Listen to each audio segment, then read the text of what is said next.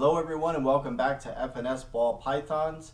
FNS, as I said before, stands for Father and Son. And this guy right here, Jacob, is my son who's super excited for all the ball pythons we're going to be getting. You want to say hello? Hi. Yeah, so you're going to help me take care of the snakes and hatch them and, right, you're going to clean up all the poop? Gross. I guess he didn't know about that part.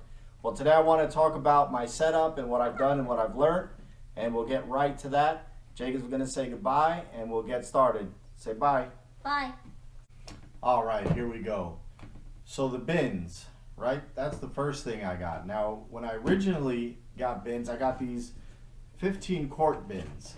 I thought they would be great, but I really underestimated the size of ball pythons. Even the hatchlings are a lot bigger. I guess I was used to the Colombian rainbow boa. He's pretty thin, a little bit long, but he would be fine in here.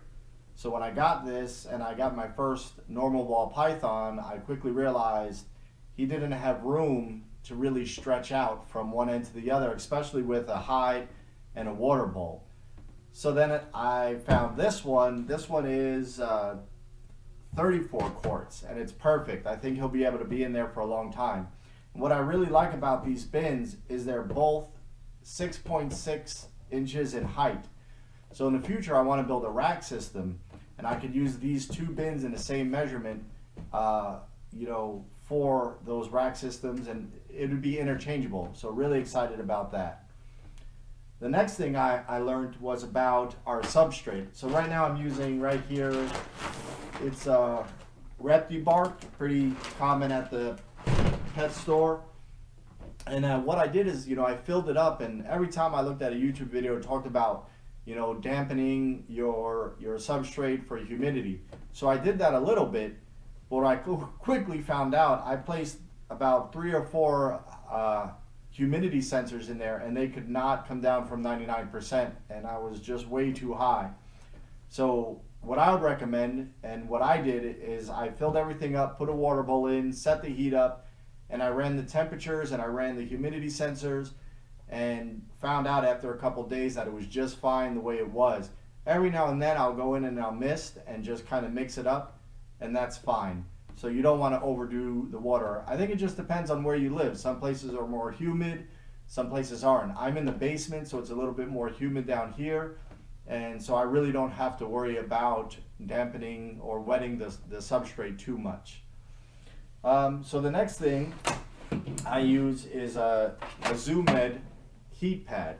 Now what I did with this, and the mistake that I made, is when you put the sensor, let's say, in the tub, even if you tape it down, it might flex a little bit, come off the tub, and you really don't get a true reading of the temperature. The snake's going to move around and mess it up. So eventually what I did is I took the sensor from this unit here and I put it in between the tub and the heat mat, and I set it for 90, and everything I thought was fine, but I started to think about it and I said, well, underneath the bin it's 90, but how about inside?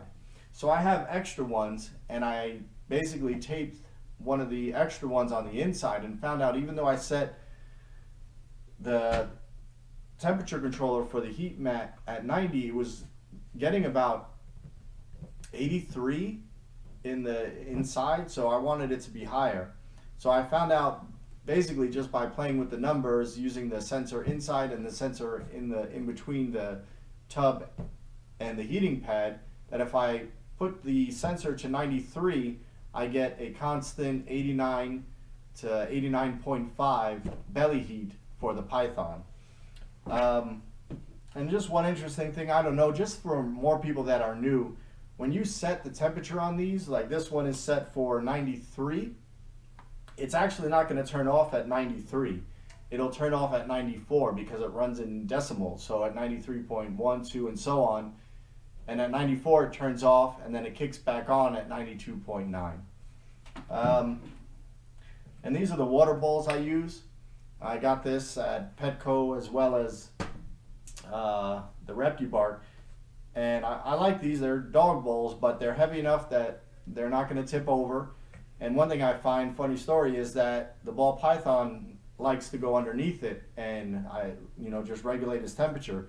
The other night I came downstairs, I opened the bin, he was gone. He wasn't in his hide. I thought I lost him. I thought maybe I put him in a different bin and didn't realize it, or my kids took him out. I started to look around the room.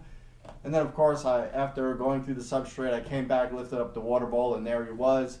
Heart attack averted. So now I know where to look. One thing about Petco and PetSmart that I'd like to just pass on a tip is, whenever you go in there and you buy anything, always go to their online store, because they'll usually be sometimes $5 to $20 off their shelf prices online, and they'll match that. So I think like the heating pad was maybe at the store like $35, $40, but online like $21. So you save a lot, as well as the ReptiBark. So always do that. Price check their online numbers before you purchase in store. And I guess one more thing about the bins. I shopped around quite a bit for bins. Walmart, Target, Lowe's, Home Depot. We have a Menards out here. And one thing I didn't like about a lot of the bins is, even though they latched, the centers were really flimsy, and I felt that the strength of the snake could really just push it and get out. So you want to make sure that the bins are really sturdy on top, like a thick plastic, that they can't flex too much, and then you should be fine. So just on a final note, really excited. I have another ball python on order. This one I got locally from a local breeder. I've talked about him before, Brock Wagner. I'm going to meet up with him.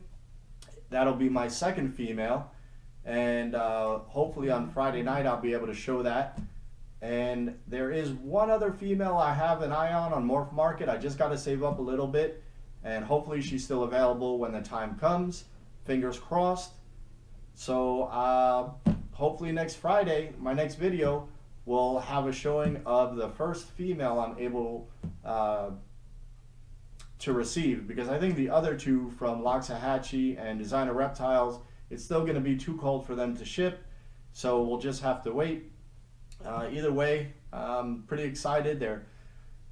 They're just always looking out for the weather, and we'll be looking forward to that. Thanks again for tuning in, and hopefully next Friday night I'll have a new ball python to show you. Thank you again. Please don't forget to like and subscribe.